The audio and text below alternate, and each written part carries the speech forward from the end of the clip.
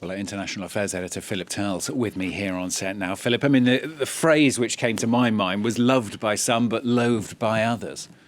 I think that is one way that you could best sum up the life of Mikhail Gorbachev. Obviously, for us in the West, he was a man who acquired almost pop star status and became an icon after he took power in 1985. At a time when the Soviet Union was perceived as being a group of nations that were ruled by a very elderly bunch of men who were frequently dying. And then you had this very much more dynamic younger man who went out into the streets and greeted people, was a much more friendly person, had a great body language, smiled a lot. It was something that no one had ever seen before from a Soviet leader. And I think that even Margaret Thatcher, the British Prime Minister at the time, said, here we have a man that we can do business with, which was, as far as a Soviet leader was concerned, was something that was unheard of. But then on the other side, you had all these nostalgics of the former Soviet Union, and the fact that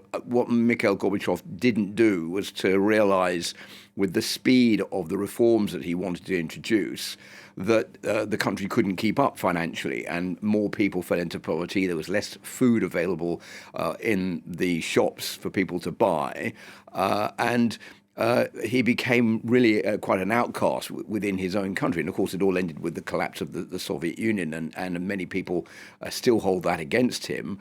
And the third point, as far as the criticism of Mikhail Gorbachev, was that he failed to see how nationalism, after all these years of Soviet rule, would emerge almost intact and cause so much trouble, particularly in the war in the former Yugoslavia, which we all remember.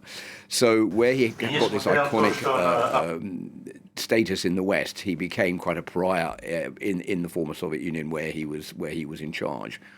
I feel it's very interesting, isn't it, to talk about the dynamics of the Russian relationship with the West. I mean, you mentioned Thatcher there, but very different figures at the time. You had Gorbachev, Reagan, Thatcher, Kohl of Germany as well, of course.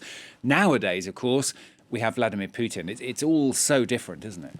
Well, there were two words that we all learnt at the time, Stuart. The first one was perestroika, which was the reforms that Mikhail Gorbachev wanted to introduce, and then glasnost, the openness and transparency. Well, those are two words that are an anathema to Vladimir Putin, who wants to go back and really rebuild the Soviet empire, similar to the one that Mikhail Gorbachev was a prime candidate in getting rid of, in the dissolution of.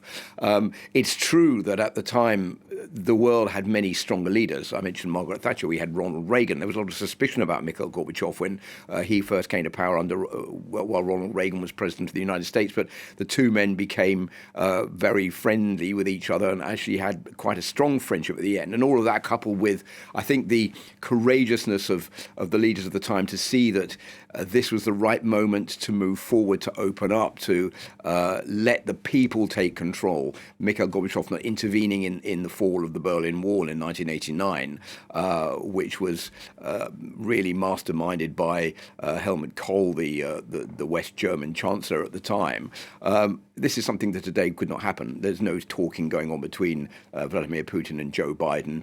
We've had completely different personalities, for example, like Boris Johnson, who's deemed to be a populist in the United Kingdom, breaking away from the European Union and his allies there. So the whole political situation is not at all the same as it was back in 1985 and during the time of Mikhail Gorbachev. So it's true he's going to go down as one of the greatest leaders, one of the most courageous leaders, whether you like him or you loathe him, of the 20th century.